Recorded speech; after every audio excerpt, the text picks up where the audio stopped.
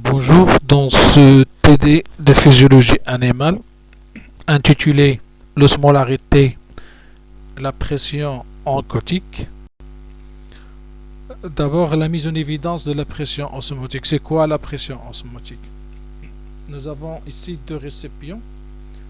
Les récipients sont remplis d'eau et on a un tube vertical. Et vers en bas, on a une membrane semi-perméable. Ça veut dire qu'elle est perméable uniquement à l'eau, imperméable aux solidités. Si on ajoute du saccharose de concentration 2 millimolaires, donc 10 millimoles, on observe une augmentation du niveau du saccharose dans le tube. Au niveau de l'eau, il y a montée d'eau dans le tube.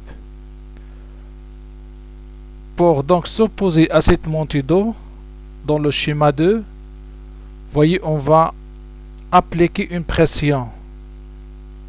Cette pression donc est égale à 244 hectopascales. C'est la pression nécessaire pour s'opposer à la pression osmotique créée par le saccharose. Donc c'est la pression, c'est à peu près 244 hectopascales. Même expérience, mais cette fois on va utiliser une autre solution. C'est le NaCl de concentration 10 millimoles. On ajoute NaCl de concentration 10 millimoles dans le tube. On observe une augmentation du niveau d'eau, mais cette fois beaucoup plus élevée que celle observée pour le saccharose. Donc, pour s'opposer à cette montée d'eau dans le tube, on va utiliser une pression sur le piston dans le schéma 2. Vous voyez, regardez dans le schéma 2, lorsqu'on appuie, on a donc à peu près c'est 453 hectopascales qui permet la force qui s'oppose à la pression osmotique créée par NaCl.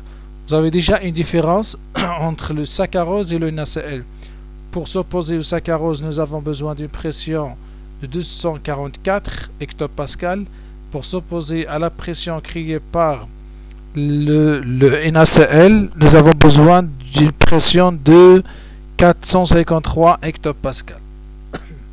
Donc, c'est quoi la pression osmotique? La pression osmotique, c'est la pression exercée par les particules en solution et responsable de l'osmose. Donc, c'est la pression exercée par les particules en solution. Ce qu'on appelle la pression osmotique et celle qui est responsable de l'osmose. C'est quoi l'osmose? Nous avons déjà parlé d'osmose dans le TD précédent. Donc, c'est le mouvement d'eau à travers une membrane semi-perméable du compartiment le moins concentré en particules en solution vers le compartiment le plus concentré en particules en solution. L'osmose, c'est déplacement de l'eau d'un compartiment moins concentré en solidité vers un autre compartiment plus concentré en même solidité.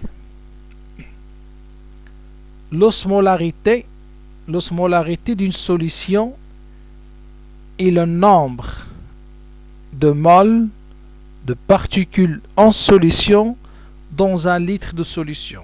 Je répète, l'osmolarité d'une solution est le nombre de moles de particules en solution dans un litre de solution. Un osmole correspond à une mole de particules. Donc une osmole, c'est une mole de particules. Maintenant, la molarité et la molalité. Molarité et molalité. La molarité est la concentration exprimée en mol par litre de solution.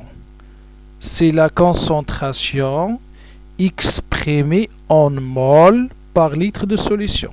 C'est ce qu'on appelle la molarité. Une solution qui contient une mol par litre est dite solution molaire. Lorsqu'on dit une solution molaire, ça veut dire qu'il contient une mol par litre. La molalité est la concentration exprimée en mol par kilogramme d'eau. C'est la concentration exprimée en mol par kilogramme d'eau.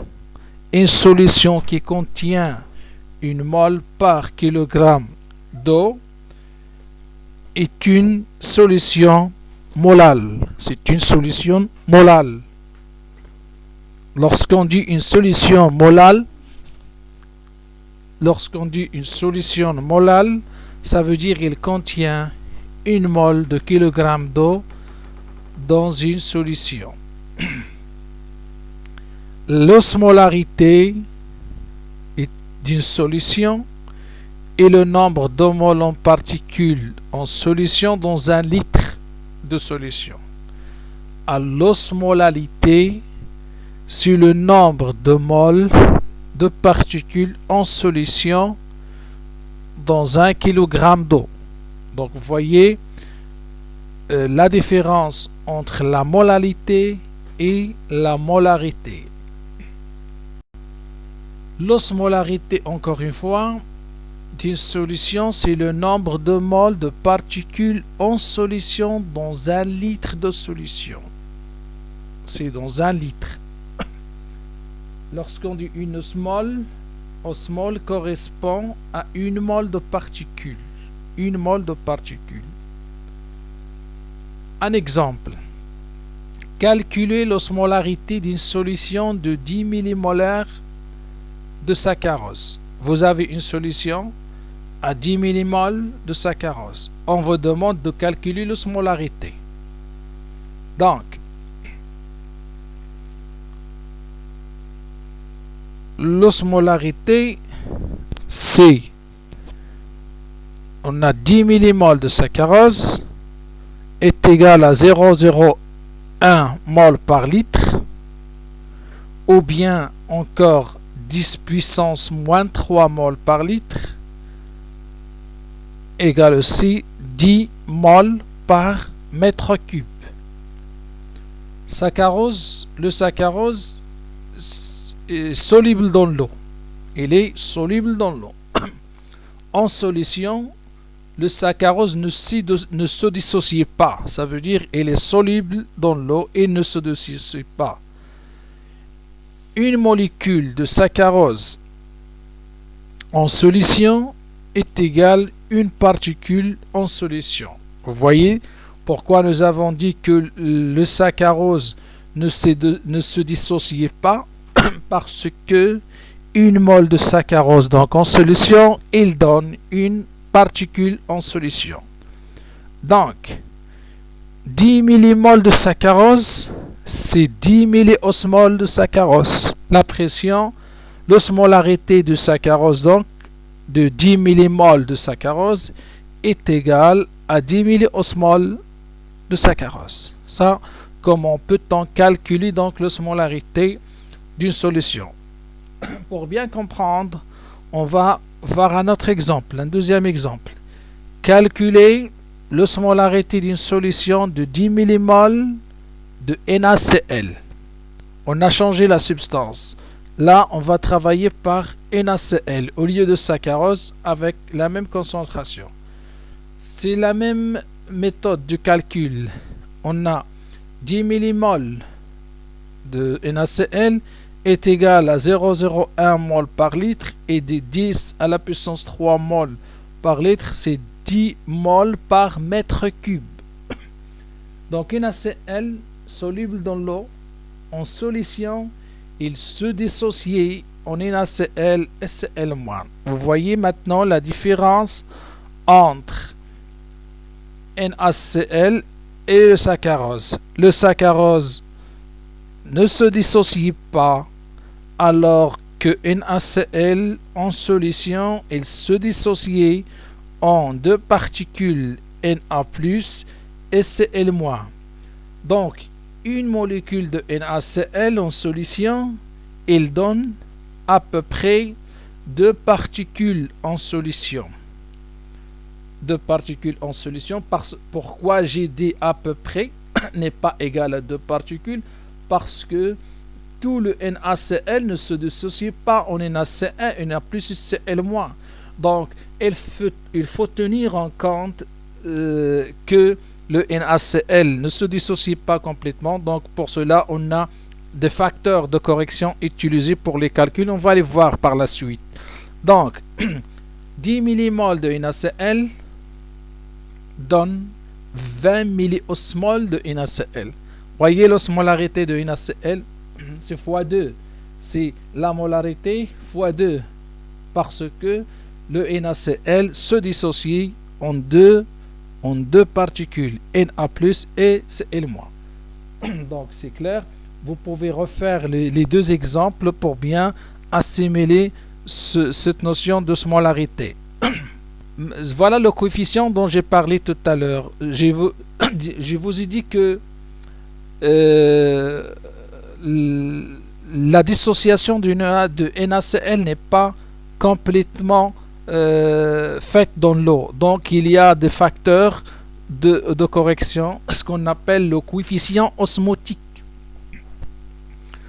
Donc l'osmolarité, elle dépend de concentration en soluté. Tout d'abord, elle dépend de concentration en soluté. Elle dépend du nombre de particules effectivement formées dans par la dissociation de soluté. Donc,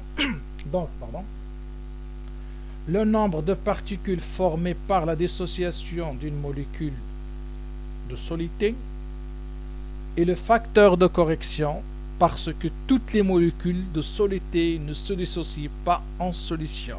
Donc nous avons besoin d'utiliser un facteur de correction pour les calculs. On va le voir. Donc, la formule de calcul de l'osmolarité est la suivante. En vert, l'osmolarité égale à N sur V fois I fois phi. Osmolarité égale N sur V fois I fois phi. C'est le nombre de moles de solide.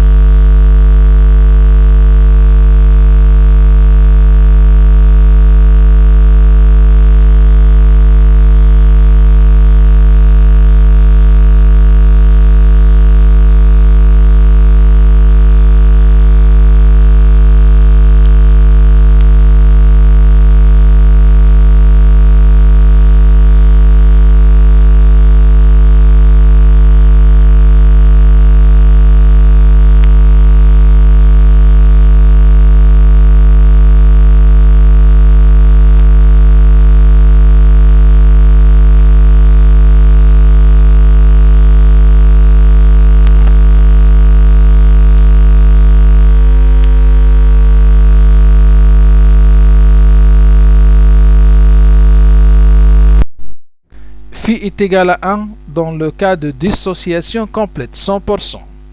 Ce phi est égal à 1. C'est l'exemple MgCl2. On a phi est égal à 0,89 avec I est égal à 3. Ça veut dire que MgCl2 se dissociait en 3 particules. Alors NaCl, phi est égal à 0,93, I est égal à 2. NaCl se dissocie en 2 particules, Na+ et Cl-.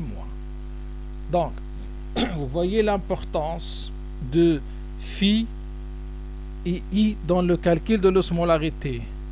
Phi varié, il est inférieur ou égal à 1, et I selon le nombre de particules obtenues lors de dissociation de solidité. La pression osmotique maintenant. C'est quoi la pression osmotique d'une solution est donnée par la loi de Van 't Hoff. La loi de Van 't Hoff, c'est la dérivée de la loi des gaz parfaits.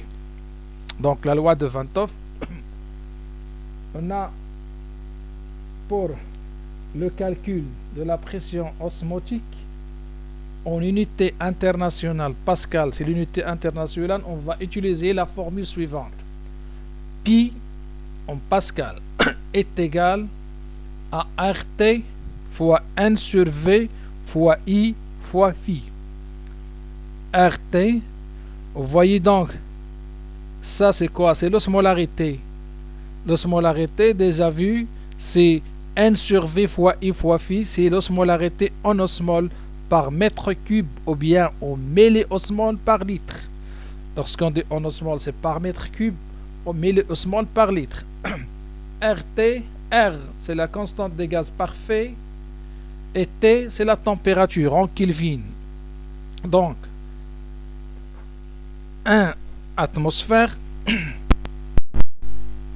c'est 101,3 kPa, qui est égal à peu près à 760 mmHg. R en unité internationale est égal à 8,314. C'est la constante des gaz parfaits. Température T, c'est la température en Kelvin.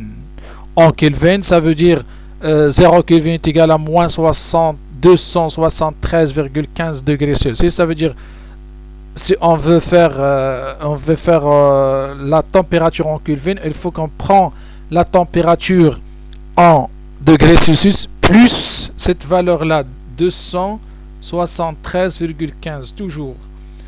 Le N, c'est le nombre de moles de solidité. I, c'est le nombre de particules formées par la dissociation. Phi, c'est le coefficient osmotique qui est égal à facteur de correction parce que toute la substance de solidité ne se dissocie pas complètement.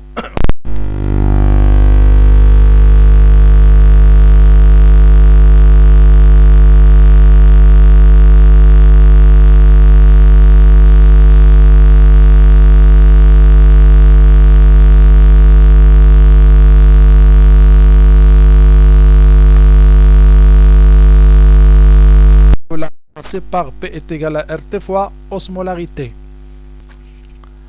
La pression. Exemple de calcul. Vous voyez la loi de Van 't Hoff. P est égal à RTN sur V fois I fois phi.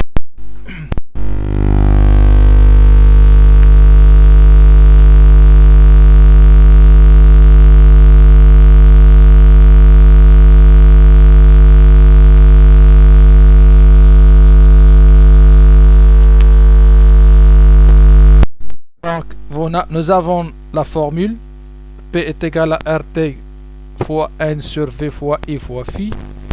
Nous avons donc la concentration de saccharose 10 mmol. Nous avons la température, c'est 20 degrés Celsius. Donc d'abord N sur V, c'est la molarité déjà donnée, c'est 10 mmol. Le saccharose en solution ne se dissocie pas. Ça veut dire que I est égal à 1 et phi est égal à 1. Donc, on passe à l'application numérique. P est égal à R, c'est 8,314, fois T. T, c'est 20 degrés plus 273,5 pour transformer en Kelvin, fois 10, c'est l'osmolarité déjà calculée, N sur V fois I, donc fois I fois 1 fois 1 c'est phi, fois 1 c'est I, donc c'est à peu près 244 hectopascales. Si vous vous rappelez bien, le début de la diapo, c'est lorsqu'on a fait la mise en évidence de la pression osmotique, nous avons trouvé une concentration, une pression de 244 hectopascales lorsqu'on appuie sur le piston pour s'opposer à la pression créée par le saccharose. Donc c'est la même valeur. Si on fait le calcul, deuxième exemple, d'une solution de NaCl, de même condition, 10 millimoles à 20 degrés Celsius. Vous voyez, on a le même calcul. N sur V, c'est 10 millimoles, parce que nous avons 10 millimoles. NaCl se dissocie en Na+, c'est L- 2 particules. I est égal à 2. Le facteur de correction est égal à 0,93. Application numérique. P est égal à R, c'est 8,314 fois la température en degrés plus le Kelvin, 20 plus 273,15 fois N sur V, c'est 10 fois 2, c'est I fois phi, 0,93. On va trouver à peu près 453 hectopascales. Et donc, c'est la pression osmotique de 10 millimoles de NaCl. C'est la même valeur trouvée dans la mesure d'expérience de départ, le schéma de départ. Bien, donc, vous pouvez refaire ces deux exemples pour bien comprendre la notion de pression osmotique et les calculs qu'on peut faire. Bien, je passe aux suivantes. C'est l'osmolarité d'un mélange. C'est quoi l'osmolarité d'un mélange? L'osmolarité d'un soluté est égal à la formule. L'osmolarité est égale à la molarité fois I fois phi. La molarité, c'est N sur V. Hein, c'est N. Il faut toujours se rappeler des formules. Osmolarité est égale à la molarité fois I fois phi. Et la molarité, c'est N sur V. C'est le nombre de moles sur le volume. L'osmolarité d'un mélange de solutés est égale à la somme d'osmolarité de chaque soluté. Osmolarité totale égale à la somme d'osmolarité de chaque soluté. On va faire un exemple pour bien comprendre l'osmolarité d'un mélange. Exemple, calculer l'osmolarité d'une solution contenant 10 millimoles de saccharose et une solution et 10 millimoles de NaCl. Donc c'est un mélange. Tout à l'heure, nous avons calculé le NaCl. Maintenant, ils sont dans une solution, donc dans un mélange. Tout simplement, on va appliquer la formule là, en bleu. L'osmolarité totale est égale à l'osmolarité, à la somme des osmolarités de chaque soluté. Donc, on va faire la somme. L'osmolarité de saccharose, c'est 10 fois 1 fois 1. 10, c'est la molarité. 1, c'est I. L'autre 1, c'est phi, parce que le saccharose ne se dissocie pas, donc est égal à 10 milliosmoles par litre. Pour le NaCl, on a 10 fois 2. Pourquoi 2? C'est le nombre de particules lors de dissociation de NaCl. Il donne 2 particules, Na plus Cl moins, fois phi qui est le facteur de correction qui est égal à 0,93. Donc la valeur finale c'est 18,6 milliosmoles par litre. C'est beaucoup plus élevé que celle de saccharose. Donc l'osmolarité totale, c'est la somme. On va trouver 28,6 milliosmoles par litre. Donc vous pouvez refaire l'exercice pour comprendre l'osmolarité de mélange. Bien, je passe. Vous voyez maintenant notion d'osmolarité efficace. C'est quoi l'osmolarité efficace? Nous avons vu l'osmolarité. Nous avons vu aussi l'osmolarité d'un mélange. Maintenant, l'osmolarité efficace. On a, premier exemple, le cas d'un solité imperméant. Souligné, solité imperméant.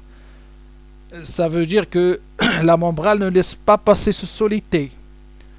Calculer, exemple, la différence de pression osmotique d'une solution contenant 10 millimoles de saccharose, c'est la solution A, et une solution B contenant 10 millimoles de NaCl. Voyez d'abord, on a dans le schéma, on a deux compartiments. Le compartiment A, où il y a la solution qui contient le saccharose, 10 millimoles. La solution B contient NaCl, 10 millimoles. Les deux solutions dans les deux compartiments ont le même volume. C'est clair? Maintenant, on va calculer la pression osmotique du saccharose. La pression osmotique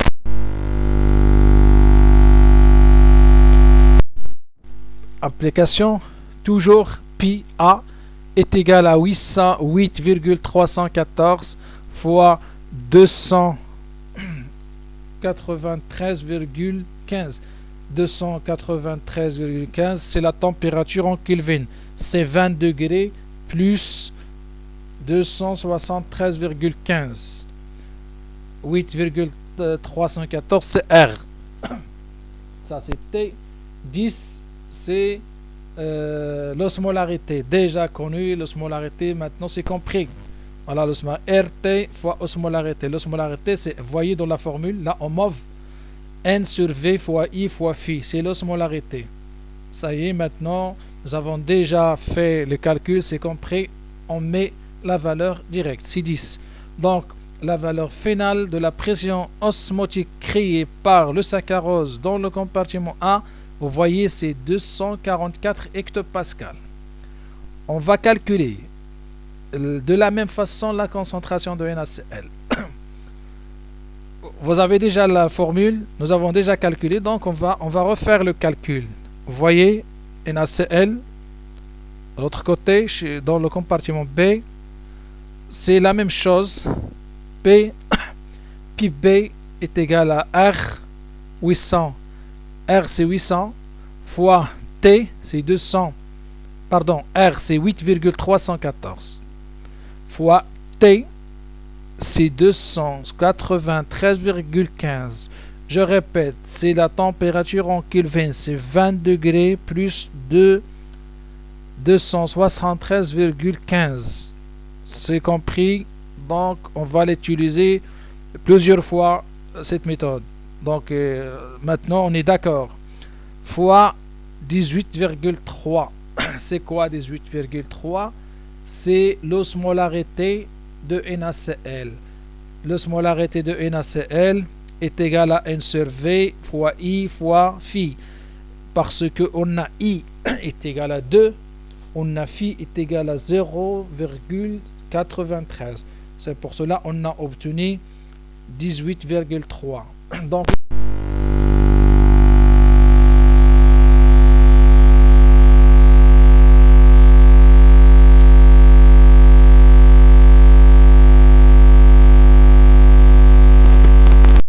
est beaucoup plus élevé que celle créée par, c'est le double, par le saccharose. Donc, qu'est-ce qu'elle va y arriver? Si on fait la différence entre PA et moins PB, c'est le delta P, on va trouver moins 209 hectopascales de différence. Donc, il y a une différence de pression entre les deux compartiments. Vous voyez ce qui crée, je refais, cette différence. Regardez dans le schéma, il y a passage de l'eau de A vers B. Voilà. C'est la différence qui est créée. Donc, c'est la différence de pression osmotique qui crée ce mouvement d'eau de A vers B. C'est cette valeur, moins 209 hectopascales. Donc la différence de pression osmotique crée un mouvement d'eau de A vers B. Vous voyez, il y a une différence de pression osmotique, il y a un mouvement de l'eau de A vers B, parce que la membrane il est perméable uniquement à l'eau dans ce cas-là. Il est imperméable aux solidités. Toujours dans la pression, l'osmolarité efficace. Maintenant, toujours la solidité imperméable, on a le mouvement de A vers B est créé par la différence de la hauteur, une pression hydrostatique qui s'oppose à l'osmose. Vous voyez dans le schéma, on a le saccharose dans le compartiment A, on a la pression initiale, la finale, elle est supérieure à la pression initiale. Pourquoi? Parce que on a le passage de l'eau, vous voyez dans le schéma, le niveau de l'eau il descend dans A parce que l'eau passe de A vers B sous l'effet de la pression osmotique créée par le NaCl qui est supérieure à celle créée par le saccharose. C'est donc l'eau, elle passe de A vers B. On a une concentration due à la perte d'eau. Donc, augmentation de la concentration qui est due à la perte d'eau dans A. C'est le contraire dans compartiment B, NaCl, on va avoir la pression finale inférieure à la pression initiale. C'est pourquoi il y a dilution, parce qu'il y a dilution de compartiment B suite au gain d'eau. Parce que l'eau, elle passe de A vers B. Vous voyez l'augmentation du niveau d'eau dans le compartiment B, ce qui va diluer la concentration en NaCl. Donc, bien sûr, on va obtenir une pression osmotique faible que la pression initiale. Donc, cette différence de la hauteur, ce qu'on appelle donc la pression hydrostatique, l'équilibre, donc à l'équilibre, la différence des pressions osmotiques est égale à la différence de pression hydrostatique qui s'exerce au sens opposé. Vous voyez, le delta prime, l'état final, delta prime A moins delta prime B est égal à delta pH, pH c'est pression hydrostatique, qui est égal à ρ fois G fois HA moins HB. ρ c'est la masse volumique. Et donc, le passage de l'eau de A vers B. Deuxième cas, c'est solidité perméant. Nous avons vu pour le cas de solidité imperméant, il y a passage de l'eau. Solidité imperméant, certaines solidités, elles traversent la membrane semi-perméable. Dans ce cas-là, un exemple de calcul de l'osmolarité et de la pression osmotique d'une solution contenant 10 mmol d'urée. 10 mmol d'urée, c'est simple, l'osmolarité est égale à la molarité fois phi fois I. La molarité, c'est N sur V. Donc, ça y est, vous avez compris la formule. Donc, on va l'utiliser rapidement. L'osmolarité, c'est 10 fois 1 fois 1. 10, c'est la concentration, ou bien c'est la molarité de l'urée. 1, c'est I. Pas de dissociation de l'urée. Donc, le facteur aussi de correction est égal à 1, phi. Donc, on trouve une osmolarité de 10 milliosmoles par litre. Si on applique la formule, P est égal à RT, N sur V fois I fois E est égal à RT fois osmolarité. Application numérique, vous voyez, 8,314, c'est R, fois 293 fois 15, c'est la température en Kelvin. C'est 20 degrés Celsius plus le Kelvin, et fois 10 c'est l'osmolarité déjà calculé, on va trouver 244 hectopascales. C'est à peu près la même chose que le saccharose. Donc à ce moment-là, on va voir la comparaison entre les deux compartiments, le compartiment A et le compartiment B. La pression osmotique du saccharose, maintenant c'est compris, le calcul déjà fait, c'est 244 hectopascales. Je refais la même chose pour l'urée. Voilà la pression osmotique, PRT fois osmolarité, c'est 244. D'abord, si on compare la pression osmotique de l'urée, c'est 244 hectopascales. C'est la même chose que chez le saccharose, 244 hectopascales. Donc si on fait le delta P, la différence, vous voyez qu'on va obtenir 0 hectopascal. PA moins PB, 244 moins 244, c'est 0 hectopascal. Donc ça signifie qu'il n'y a pas passage de l'eau. Normalement, si on a l'urée dans le compartiment A et le compartiment B, dans le compartiment A, on a le saccharose. Dans le compartiment B, on a l'urée. Ils ont la même pression osmotique. Si on n'a pas passage d'urée, supposons qu'on n'a pas passage de soluté, donc on n'a pas mouvement d'eau. Il n'y a pas de mouvement d'eau. Parce que les concentrations égaux, les pressions osmotiques égaux de part et d'autre de la membrane, donc il n'y a aucun mouvement d'eau. Normalement, c'est la membrane, elle n'est pas perméable à la soluté. Mais le cas de Rey, c'est un soluté perméant. Ça veut dire qu'il peut traverser la membrane. L'urée peut traverser la membrane de A vers B. Voilà. On a dans le schéma, on a 10 millimoles dans le compartiment B d'urée. Et on a 0 millimoles d'urée dans le compartiment A. Puisque la membrane elle est perméable à l'urée, vous voyez dans le schéma, l'urée elle passe de B vers A. Donc on a 10 millimoles, elle va se répartir entre A et B. Donc on va trouver 5 millimoles d'urée dans A et 5 millimoles d'urée dans B. Alors que le saccharose, il est imperméant. Donc il ne va pas passer, elle va rester dans le compartiment A. Ça c'est la membrane, elle est perméant à l'urée. Donc l'urée passe de B vers A jusqu'à l'équilibre. Ça veut dire qu'on va trouver 5 millimoles d'urée dans le compartiment B et 5 millimoles d'urée dans le compartiment A. Donc si on veut calculer maintenant les concentrations du saccharose, compartiment A, vous voyez, suivez avec moi. Dans le compartiment A, qu'est-ce qu'on a? On a 8,314.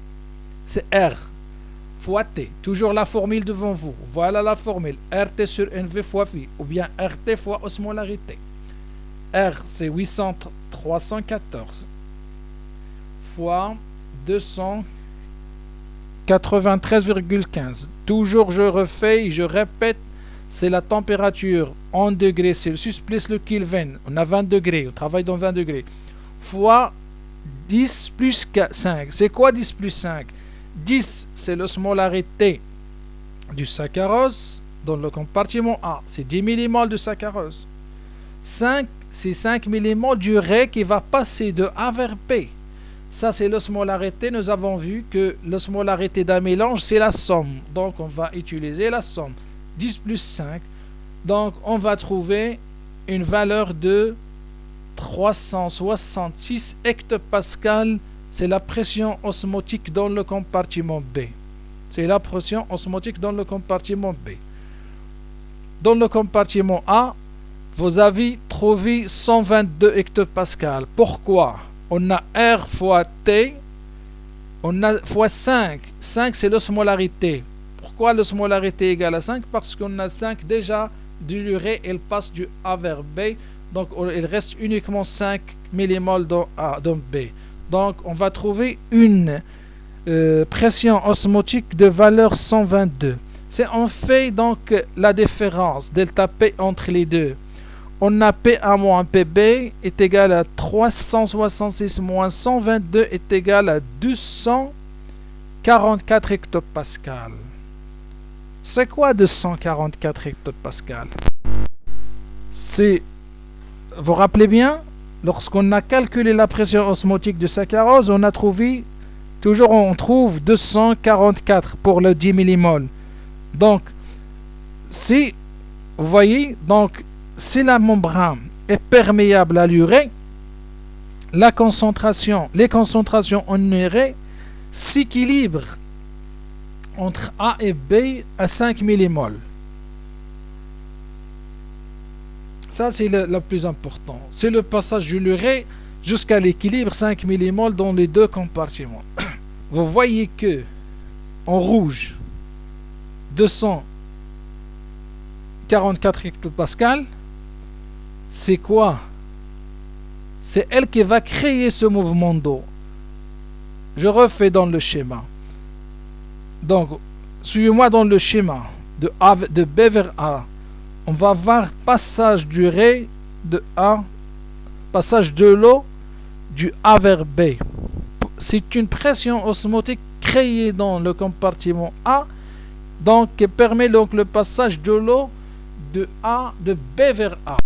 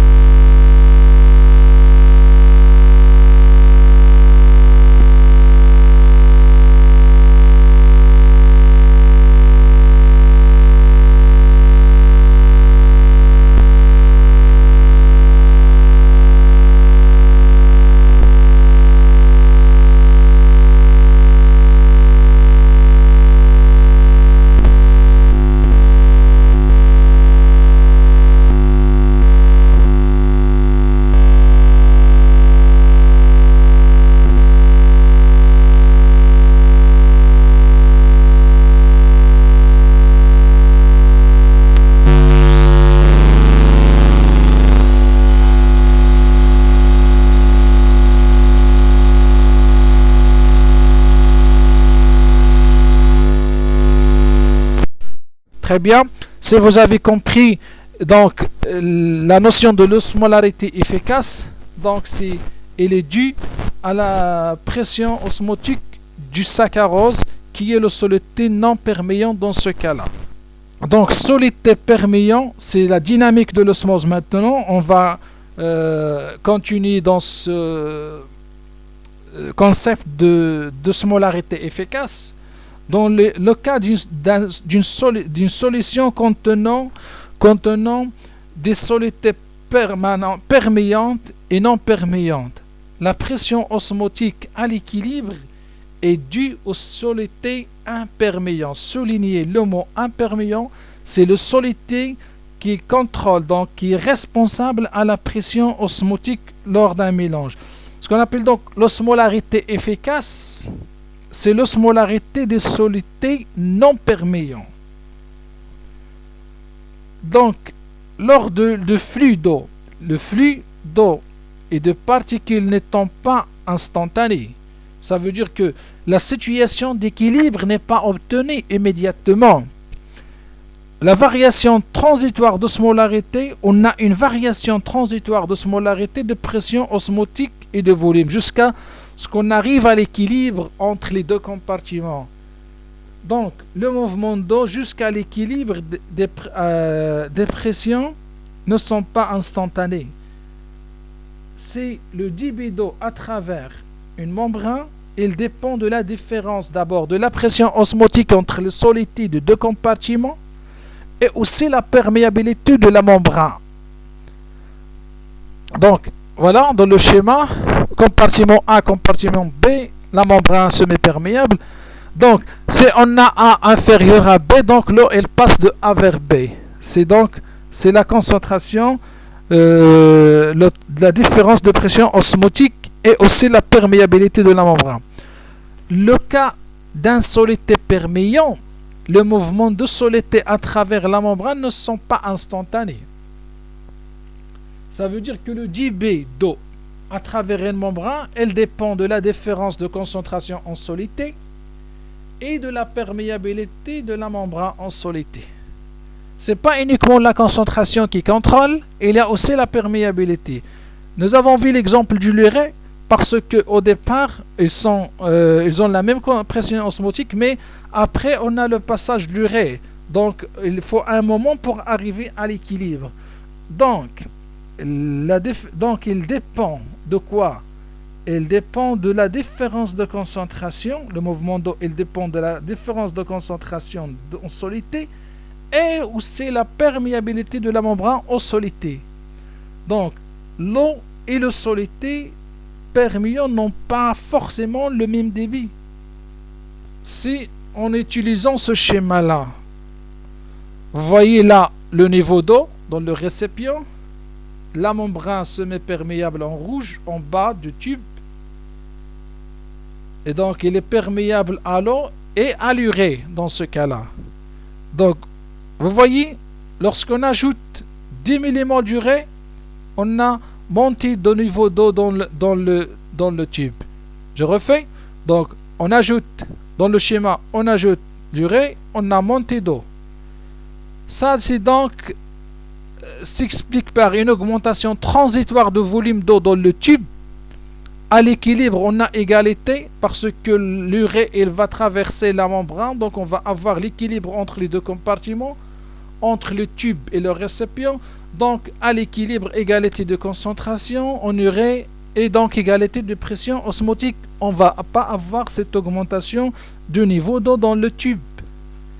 Maintenant, l'osmolarité et le volume cellulaire, milieu intérieur. On a le milieu extracellulaire. Maintenant, on commence par le liquide interstitiel, ça veut dire le milieu extracellulaire. Regardez dans le tableau. On a les ions, on a le milieu intracellulaire, millimol, et le milieu extracellulaire en millimol. On a les ions Na+, K+, Mg2+, Ca2+, H+, Cl-, et d'autres. Donc, c'est pas le plus important, c'est en comparant certains ions. C'est pas tous les ions. Par exemple, Na+. Pourquoi Na+?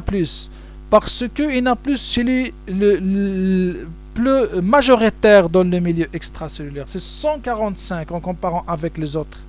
C'est 145 millimoles. Celui qui présente concentration élevée. Il est dans le milieu intérieur, c'est le K+, qui présente 140 millimoles. Donc, dans le cas de milieu cellulaire, on cherche toujours quel est l'ion majoritaire. Dans ce cas-là, le ion majoritaire, c'est Na+. Donc, l'osmolarité mesurée à l'aide d'un appareil osmomètre, c'est en mesure, on trouve 290 milliosmoles par litre. Et l'osmolarité calculée, estimée, c'est 290 milliosmoles par litre. Comme on a obtenu ces 200, vous voyez, c'est les cations, c'est l'osmolarité, c'est des cations, pardon, c'est la molarité de cations fois 2. Donc, c'est la règle générale. Lorsqu'on veut calculer l'osmolarité de volume cellulaire, du milieu intracellulaire, on cherche l'ion majoritaire et on prend la molarité de l'ion majoritaire fois 2. Donc, ça, c'est les mesures à l'aide des appareils nous donnent 290 milliosmoles. Le calcul par cette méthode nous donne 290 milliosmoles. Donc, toujours on utilise la suivante. C'est le calcul du liquide. Dans le liquide intracellulaire, vous voyez, c'est la même formule. Nous avons K+, qui est le ion majoritaire, 140 millimoles. Donc, l'ion majoritaire, c'est le K+. L'osmolarité mesurée à l'aide d'un appareil, c'est 290 millimoles, milliosmoles par litre. L'osmolarité estimée en utilisant le cation K+. Cation K+, 140. 140 fois 2, c'est 280 milliosmoles par litre. Donc, c'est la méthode utilisée. C'est presque la même chose. Donc, elle est à peu près égale à la pression, à l'osmolarité mesurée. Donc, la règle générale, pour le milieu intra- et extracellulaire, on cherche le cation majoritaire. C'est donc la molarité de cation majoritaire fois 2 qui donne l'osmolarité du milieu intracellulaire ou bien extracellulaire.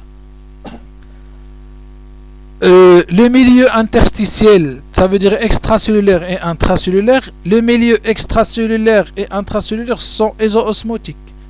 Il y a égalité de la pression osmotique entre le milieu extracellulaire et le milieu intracellulaire. L'osmolarité des différents milieux obtenus différemment, soit par les mesures de calcul de osmolarité d'une solution, en utilisant un appareil, c'est l'osmomètre, ou bien en utilisant tout simplement la formule suivante. Vous voyez donc la concentration du lion majoritaire, la molarité, fois 2. C'est la formule. Donc l'osmolarité calculée d'une solution est molarité qui est égale à 1 sur V fois I fois S. Déjà connaît cette formule. Donc détermination, exemple. Ça c'est un exemple là, de calcul. C'est la détermination de la concentration NaCl isotonique. C'est elle, on va l'utiliser pour le calcul de NaCl dans le cas de la perfusion sanguine. D'abord, l'osmolarité cellulaire, c'est connu, c'est 290 milliosmoles par litre. L'osmolarité cherchée, voulue de la solution NaCl. On veut préparer une solution de NaCl avec une osmolarité de 290 milliosmoles est égale à la solution de le milieu intracellulaire parce que on va l'utiliser comme sérum physiologique par exemple. Donc, il faut qu'il ait la même osmolarité. Comment je peux déterminer la concentration dont j'ai besoin? Donc, j'ai connu l'osmolarité de la cellule et j'ai connu l'osmolarité volue de NaCl. Donc, l'osmolarité est égale à la molarité fois I fois phi. Voilà la formule devant vous en mauve. C'est l'osmolarité fois I fois phi. L'osmolarité est égale à la molarité fois I fois phi. Ce que je cherche moi, c'est la molarité. Donc, c'est l'osmolarité divisée sur I fois phi. Donc, j'ai connu l'osmolarité. L'inconnu sur la molarité que je cherche. L'osmolarité, c'est connu parce que je veux préparer une solution de 290 milliosmoles divisé sur I. NaCl, c'est 2. I phi, c'est 0, déjà connu, c'est 0 soit 93. Donc, application numérique, la molarité de la solution est égale 200, c'est l'osmolarité volue. 2 si I de NaCl, 0,93 si phi de NaCl est égal à 150 millimoles. C'est très bien, donc vous pouvez faire l'exemple vous-même pour bien maîtriser cette technique de calcul. Bien, maintenant, la pression oncotique. Exemple.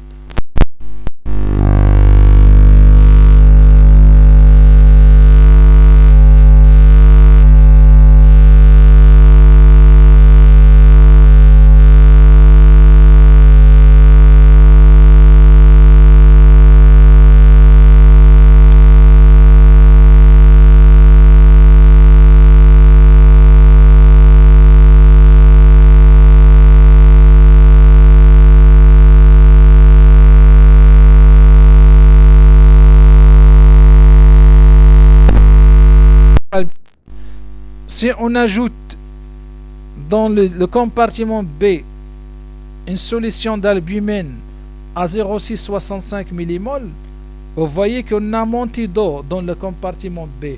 Ça veut dire que la présence de l'albumine dans le compartiment B crée une pression osmotique dans le compartiment B, ce qui fait le passage de l'eau de A vers B à travers la membrane semi-perméable.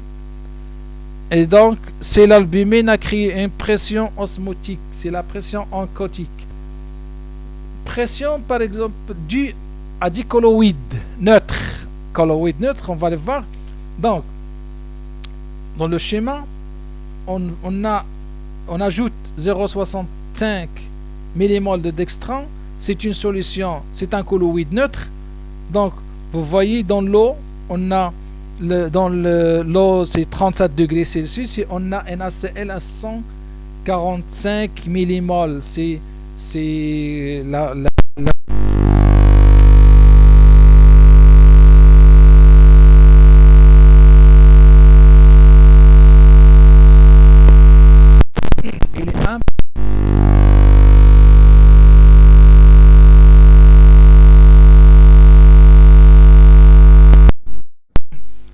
va utiliser la formule, comme vous voyez, R fois T, R c'est 8,314 fois T en Kelvin, c'est 37 plus 200 plus 280 200, donc 73,15 fois 0,5 0,65 c'est 0,65 c'est l'osmolarité de colloïde, parce que c'est facile à calculer maintenant l'osmolarité, c'est l'osmolarité, vous pouvez la calculer vous-même. Et donc pour vous voyez qu'il y a montée d'eau dans le tube par l'ajout de solution d'extrait de colloïde. Il y a montée d'eau. Une pression osmotique mesurée pour s'opposer à la pression osmotique, c'est combien? C'est 16,8 hectopascal. 16,8 hectopascal. Elle est égale à celle calculée. Parce que dans ce cas-là, on a la membrane, elle est perméable aux ions. Donc,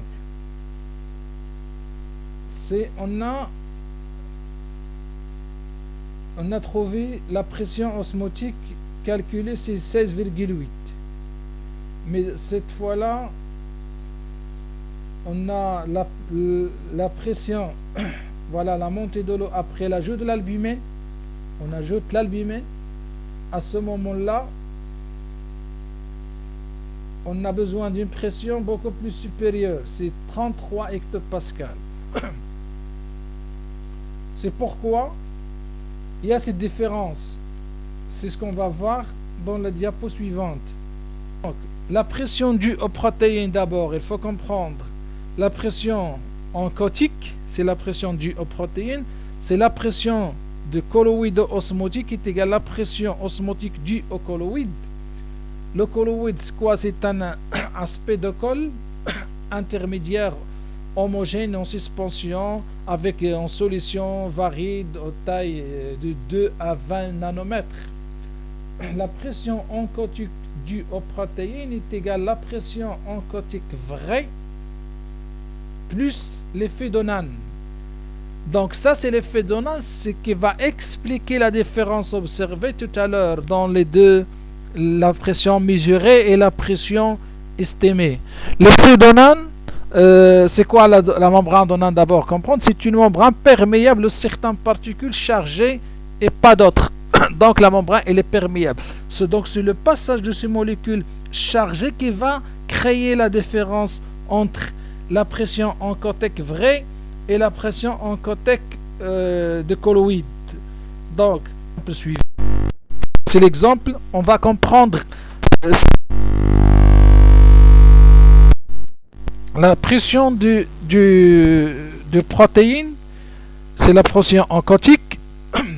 On a deux compartiments, compartiment A et compartiment B. Dans le compartiment A, on a les éléments Z moins et X plus et Y avec des concentrations Z c'est 1 molaire, X c'est 2 molaires, Y c'est 1 molaire. Les mêmes éléments X et Y sont dans B, donc il y a la différence d'un élément Z qui est dans A, vous voyez en rouge, et aussi la membrane entre les deux compartiments, elle est perméable à X et Y, imperméable à Z. Donc Z va rester dans A, elle ne va pas traverser vers B. Mais les deux autres, elles sont perméables, peut avoir passage des éléments. Si les solidités X, Y, Z ne sont pas chargées, donc nous avons déjà fait l'osmolarité efficace. Si vous vous rappelez que l'osmolarité efficace, elle est due à quoi? Elle est due à aux solutés non perméants. Dans ce cas-là, le soluté non perméant, c'est Z. Donc, l'osmolarité efficace dans ce mélange, c'est l'osmolarité de Z, qui est égale à 1 osmole par litre. Oui. Donc, l'osmolarité efficace, c'est l'osmolarité de Z. C'est l'élément imperméant. Donc l'osmolarité de A moins l'osmolarité de B, si vous faites le calcul, vous trouvez que l'osmolarité est égale à 1 est égale à l'osmolarité de Z. Vous pouvez faire la somme de A. L'osmolarité de A, c'est la somme des éléments X, Y, Z. L'osmolarité de B, c'est la somme X, Y. Vous faites la différence entre la somme des osmolarités de A moins la somme des osmolarités B. Vous trouvez l'osmolarité égale à 1, c'est l'osmolarité de Z. C'est facile. Bien. Donc, dans ce cas-là, c'est pour les solutés X, Y ne sont pas chargés. Par exemple, même avec une que